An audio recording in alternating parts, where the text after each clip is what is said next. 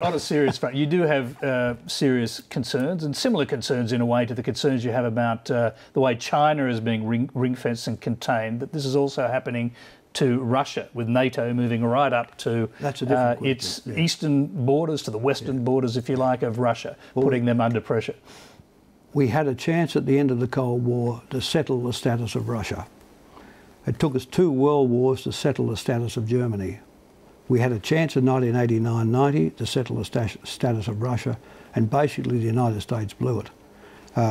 And what did it do? It extended NATO into the boundary of Russia to the west.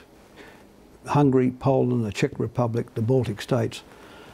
Instead of seeing these as bridges between Russia and the West, they made them outposts, Western outposts.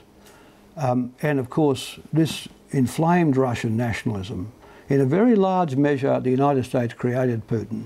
I was going to ask you, do you think the rise of a demagogue in Russia, like Putin, was inevitable when you mount that kind of pressure on their borders? Well, it certainly didn't help. And the other thing is, you see, the northern European plain runs from the north of France to St. Petersburg.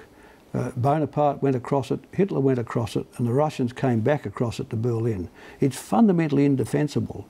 Yet we had Barack Obama up in Estonia recently making a speech about protecting, you know, the Baltic states, 300 miles wide, 200 miles deep. You know, they're fundamentally not capable of defence against Russian infantry and artillery. So we've made these, we've bitten off pieces of the pie crust when the Russians were weak. Instead of taking the longer view, this is a piece of elasticity, a bridge where we had to deal with Russia is a great state. Whatever we think about, Russia is a great state, and it has one particular characteristic. It has, alone in the world, it has the capacity to obliterate the United States. So if for that reason alone, if no other, you would have a policy towards it. You would have a policy which would be about integrating Russia into Europe. That should have been the ambition of the Clinton administration. It wasn't.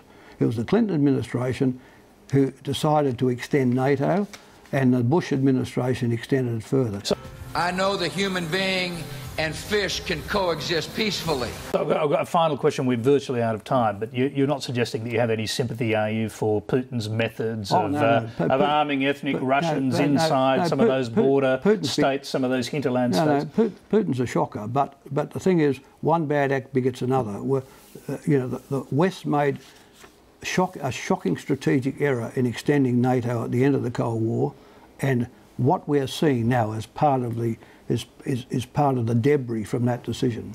Paul Keating, fascinating as always to talk to you. Thanks for joining us. Thank you, Tony. It's a relationship between, if not quite equals, certainly peers, and it is as warm, as intimate, and as important as any relationship on this earth. So, David, lovely to be with you today. Ooh la la. It's why David didn't want to go for a run of cycle this morning. That is why. Very hard to get, Tony, for God's sake. Way too much lycra. Yeah. Well, Tony Abbott is busy taking care of David Cameron. Everyone thinks Australians are racist, but only the white ones are.